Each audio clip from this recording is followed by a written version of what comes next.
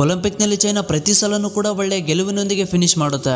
ಆದ್ರೆ ನಮ್ಮ ಭಾರತದ 25 ವರ್ಷದ ಇನ್ನಿಂಗ್ಸ್ ಅನ್ನ ನೋಡ್ಕೊಂಡ್ರೆ ಭಾರತ ಬೆಸ್ಟ್ ಫಿನಿಶ್ ಮಾಡಿದ್ದು ಕಳೆದ ವರ್ಷ ಅಂದ್ರೆ 2020ರಲ್ಲಿ, ಅದು ಕೂಡ 48ನೇ ಪೊಸಿಷನ್ ನಲ್ಲಿ. ನಾವು ಇಂಡಿಯಾದ ಬಗ್ಗೆ ಮಾತಾಡೋದು ಬೇಡ, ಯಾಕಂದ್ರೆ ಇದಕ್ಕೆ ಬಹಳಷ್ಟು ರೀಸನ್ ಗಳಿವೆ. ಒಲಿಂಪಿಕ್ ನಲ್ಲಿ ಭಾರತ ಯಾಕಿಷ್ಟು ಚೆನ್ನಾಗಿಲ್ಲ ಅನ್ನೋದಕ್ಕಿಂತ ಚೈನಾ ಯಾಕಿಷ್ಟು ಒಲಿಂಪಿಕ್ ನಲ್ಲಿ ಚೆನ್ನಾಗಿ ಆಡುತ್ತೆ ಅನ್ನೋದನ್ನ ತಿಳ್ಕೊಂಡ್ ಬರೋಣ.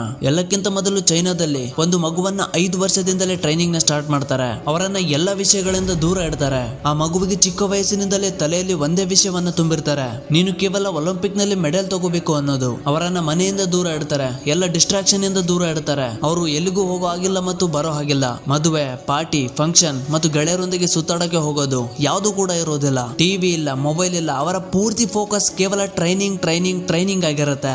ಎಲ್ಲ ಡಿಸ್ಟ್ರಾಕ್ಷನ್ ಅನ್ನ ದೂರ ಇಟ್ಟಾಗ ಆ ಮಕ್ಕಳು ಡಿಸ್ಟ್ರಾಕ್ಟ್ ಹೇಗೆ ಆಗ್ತಾರೆ? ಅವರ ಕೆಲಸನೇ ಒಂದೇ ಆಗಿರುತ್ತೆ, ಅದು ಟ್ರೈನಿಂಗ್ ತಗೊಳ್ಳೋದು. ಆ ಕೆಲಸ ಅವರಿಗೆ ಖುಷಿ ಕೊಡ್ಲಿ ಅಥವಾ ಬೇಸರ ಬರಲಿ, ಅವರ ವಿಲ್ ಪವರ್ ಸಮಯದ ಜೊತೆ ಸ್ಟ್ರಾಂಗ್ ಆಗ್ತಾ ಹೋಗುತ್ತೆ. ಅವರಿಗೆ ಎಷ್ಟು ಟ್ರೈನಿಂಗ್ ಕೊಡ್ತಾರೆ ಅಂದ್ರೆ ಅವರು ಅದರಲ್ಲಿ ಎಕ್ಸ್ಪರ್ಟ್ ಆಗ್ತಾರೆ. ಮತ್ತು 16-17ನೇ ವಯಸ್ಸಿನಲ್ಲೇ ಆ ಮಕ್ಕಳು ಸ್ಟ್ರಾಂಗ್ ಆಗಿ ಆ ಫೀಲ್ಡ್ ನಲ್ಲಿ ಇಳಿತಾರೆ. ಪ್ರಾಕ್ಟೀಸ್ ಎಲ್ರು ಮಾಡ್ತಾರೆ, ಹಾರ್ಡ್ ವರ್ಕ್ ಎಲ್ರು ಮಾಡ್ತಾರೆ. ಆದ್ರೆ ಎಷ್ಟೊತ್ತು ಮಾಡ್ತಾರೆ ಮತ್ತು ಹೇಗ್ ಮಾಡ್ತಾರೆ ಅನ್ನೋದು ಮುಖ್ಯ ಆಗತ್ತೆ. ನಮ್ ಜನಕ್ಕಂತೂ ಸ್ಟೇಟಸ್ ಹಾಕೋಕೆ ಪುರ್ಸತ್ತಿಲ್ಲ. ಕೆಲವರು ಸ್ಟೇಟಸ್ ಹಾಕ್ತಾರೆ, ಇನ್ನು ಕೆಲವರು ಸ್ಟೇಟಸ್ ಆಗ್ತಾರೆ. ಸ್ಟೇಟಸ್ ಹಾಕೋದು ಮುಖ್ಯ ಅಲ್ಲ, ಸ್ಟೇಟಸ್ ನ ಮಾಡೋದು ಮುಖ್ಯ. ಮೊದಲು ನಿಮ್ಮ ಸ್ಟೇಟಸ್ ನ ನೀವು ಮಾಡ್ಕೊಳ್ಳಿ. ನಾವು ಚೈನಾ ಒಲಿಂಪಿಕ್ ಅನ್ನ ಕೇವಲ ಎಕ್ಸಾಂಪಲ್ ಆಗಿ ತಗೊಂಡಿದ್ವಿ, ಆದ್ರೆ ನೀವು ಇದನ್ನೇ ನಿಮ್ಮ ಲೈಫ್ ಗೆ ಹೋಲಿಕೆ ಮಾಡಿ ನೋಡಿದ್ರೆ ಅದನ್ನ ರಿಲೇಟ್ ಮಾಡ್ಕೊಳ್ಳಿ ನಿಮ್ಮ ಕನಸಿನೊಂದಿಗೆ, ನಿಮ್ಮ ಗೋಲ್ ನೊಂದಿಗೆ, ನಿಮ್ಮ ಕೆಲಸದೊಂದಿಗೆ. ನೀವು ನಿಮ್ಮ ಗೋಲ್ ಗಾಗಿ ಎಷ್ಟು ಸ್ಯಾಕ್ರಿಫೈಸ್ ಮಾಡ್ಕೋತಿರೋ, ಎಷ್ಟು ಹಾರ್ಡ್ ವರ್ಕ್ ಮಾಡ್ತಿರೋ, ಅದೇ ಕನ್ಸಿಸ್ಟೆನ್ಸಿಯಿಂದ TV, mobile, social media, friends, relatives ಇಂತ ಎಂಟರ್ಟೈನ್ಮೆಂಟ್ ಗಳಿಂದ ದೂರ ಇರಿ.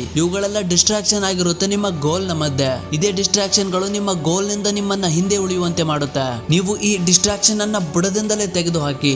ಯಾವುದೇ ಕಾರಣಕ್ಕೂ ನೀವು ಡಿಸ್ಟ್ರಾಕ್ಟ್ ಆಗಬೇಡಿ. ಒಂದು ವರ್ಷ ನೀವು ಮಾಯ ಆಗಬೇಡಿ ಮತ್ತು ಎಲ್ಲ ಡಿಸ್ಟ್ರಾಕ್ಷನ್ ನಿಮ್ಮಿಂದ ಮಾಯ ಆಗುತ್ತೆ. ಹೇಗಂದ್ರೆ ಸೋಷಿಯಲ್ ಮೀಡಿಯಾದಿಂದ ದೂರ ಇರಿ. ಯಾವುದೇ ಪಾರ್ಟಿ, ಫಂಕ್ಷನ್ಸ್, ಈವೆಂಟ್ ಗಳಿಗೆ ಹೋಗಬೇಡಿ. ನಿಮ್ಮ ಪೂರ್ತಿ ಹಾರ್ಡ್ ವರ್ಕ್ ಫೋಕಸ್ ಕೇವಲ ನಿಮ್ಮ ಡ್ರೀಮ್ ಮೇಲೆ, ನಿಮ್ಮ ಗೋಲ್ ಮೇಲೆ ಇರಬೇಕು. ಹೀಗೆ ಮಾಡೋದ್ರಿಂದ ನೀವು ಡಿಸ್ಟ್ರಾಕ್ಷನ್ ಅನ್ನ ಸೈಡ್ ಅಲ್ಲಿ ಇಡ್ತೀರಿ ಮತ್ತೆ ನಿಮ್ಮ ಪೂರ್ತಿ ಫೋಕಸ್ ಅನ್ನ ನಿಮ್ಮ ಕೆಲಸದ ಮೇಲೆ ಕೊಡ್ತೀರಿ. ಹೇಗೆ ಹೇಗೆ ನಿಮ್ಮ ಫೋಕಸ್ ಹೆಚ್ಚಾಗ್ತಾ ಹೋಗುತ್ತೋ ಹಾಗೆ ನೀವು ಲೈಫ್ ಅಲ್ಲಿ ಇಂಪ್ರೂವ್ ಆಗ್ತಾ ಹೋಗ್ತೀರಾ. ಒಳಗಿಂದ ನೀವು ಮೋಟಿವೇಟೆಡ್ ಫೀಲ್ ಆಗ್ತೀರಾ ಮತ್ತು ನಿಮ್ಮ ವಿಲ್ ಪವರ್ ಸಮಯದ ಜೊತೆ ಸ್ಟ್ರಾಂಗ್ ಆಗ್ತಾ ಹೋಗುತ್ತೆ.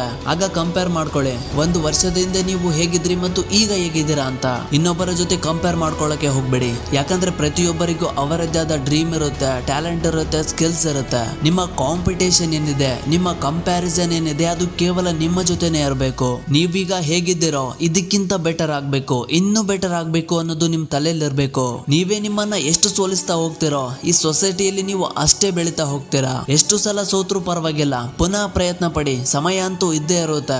ಸೋಲುವುದು ಅಂದ್ರೆ ಹಿಂದೆ ಸರಿದಂತೆ ಅಲ್ಲ. ಸೋಲು ನಿಮಗೆ ಒಂದು ಎಕ್ಸ್ಪೀರಿಯನ್ಸ್ ಅನ್ನ ಕೊಡುತ್ತೆ.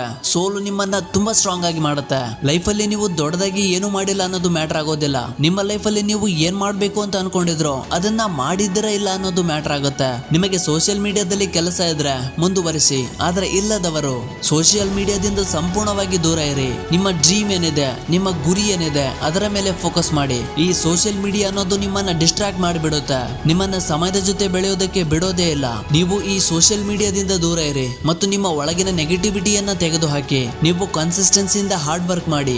ಇದೇ ಹಾರ್ಡ್ ವರ್ಕ್, ಇದೇ ಕನ್ಸಿಸ್ಟೆನ್ಸಿ ಒಂದಿನ ಜಗತ್ತೇ ನಿಮ್ಮತ್ತ ತಿರುಗುವಂತೆ ಮಾಡುತ್ತೆ. ಕೆಲಸ ಜಾಸ್ತಿ ಮಾಡಿ, ಸಮಯ ವ್ಯರ್ಥ ಮಾಡೋದನ್ನ ಕಡಿಮೆ ಮಾಡಿ. 1 ತಿಂಗಳಲ್ಲ, 1 ವರ್ಷದವರೆಗೆ ಸಮಯ ತಗೊಳ್ಳಿ. ಬೇರೆಯವರ ಬಗ್ಗೆ ಮಾತಾಡೋದನ್ನ ಬಂದ್ ಮಾಡಿ, ಅವರ ಬಗ್ಗೆ ಯೋಚನೆ ಮಾಡೋದನ್ನ ಬಂದ್ ಮಾಡಿ. ನಿಮ್ಮ ತಲೆಯಲ್ಲಿ ಕೇವಲ ಮುಂದೆ ನೀವು ಏನ್ ಮಾಡಬೇಕು ಅನ್ನೋದು ಓಡ್ತಾ ಇರಬೇಕು. ಜೀವನದಲ್ಲಿ ಕೆಲವು ಕೆಟ್ಟ ಬಾಗಿಲುಗಳು ಮುಚ್ಚಿದ್ರೆ ಕೆಲವು ಒಳ್ಳೆ ಬಾಗಿಲುಗಳು ತೆರೆಯುತ್ತೆ. ಅದಕ್ಕೆ ನೀವು ಬರೀ ನಿಮ್ಮ ಕೆಲಸದ ಮೇಲೆ ಫೋಕಸ್ ಮಾಡಿ. ಯಾವುದರ ಬಗ್ಗೆನೂ ಅತಿಯಾಗಿ ಯೋಚನೆ ಮಾಡಕ್ ಹೋಗ್ಬೇಡಿ. ಜೀವನದಲ್ಲಿ ನಿಮ್ಮ ಕೈಯಲ್ಲಿ ಇರೋದು ಅಂದ್ರೆ ಅದು ನಿಮ್ಮ ಭವಿಷ್ಯ ಮಾತ್ರ. ಈಗಿನ ಸಮಯವನ್ನ ನೀವು ಹೇಗೆ ಉಪಯೋಗಿಸ್ತೀರಾ ಅನ್ನೋದ್ರ ಮೇಲೆ ನಿಮ್ಮ ಭವಿಷ್ಯ ಡಿಸೈಡ್ ಆಗುತ್ತೆ. ಅದಕ್ಕಾಗಿ ಈಗಿಂದನೇ ಶುರು ಮಾಡಿ. ನಿಮ್ಮ ಬೆಳವಣಿಗೆ, ನಿಮ್ಮ ಡ್ರೀಮ್, ನಿಮ್ಮ ಸಕ್ಸಸ್ ಹೇಗಿರ್ಬೇಕು ಅಂದ್ರೆ ಒಂದಿನ ಇತಿಹಾಸದ ಪುಟದಲ್ಲಿ ನಿಮ್ಮ ಸ್ಟೋರಿ ಇರಬೇಕು. ಆ ರೀತಿಯಾಗಿ ಡ್ರೀಮ್ ಅನ್ನ ಕಾಣಿ, ಕನಸನ್ನ ಕಾಣಿ. ಕನಸು ಕಾಣೋದಕ್ಕೆ ಯಾವುದೇ ರೀತಿಯ ದುಡ್ಡು ಕೊಡಬೇಕಾಗಿಲ್ಲ. ಕಾಣೋ ಕನಸನ್ನ ದೊಡ್ಡದಾಗಿ ಕಾಣಿ ಮತ್ತು ಅದನ್ನ ಅಚೀವ್ ಮಾಡೋದಕ್ಕೆ ಅಷ್ಟೇ ಕೆಲಸ ಮಾಡಿ. ನೀವು ಬೆಳಿರಿ ಮತ್ತು ನಿಮ್ ಜೊತೆಗಿರೋರ್ನ ಬೆಳೆಸಿ. ಸಿಗೋಣ ಮತ್ತೊಂದು ವಿಡಿಯೋದಲ್ಲಿ. ಅಲ್ಲಿವರೆಗೂ ಜೈ ಕನ್ನಡ ಮಾತೆ.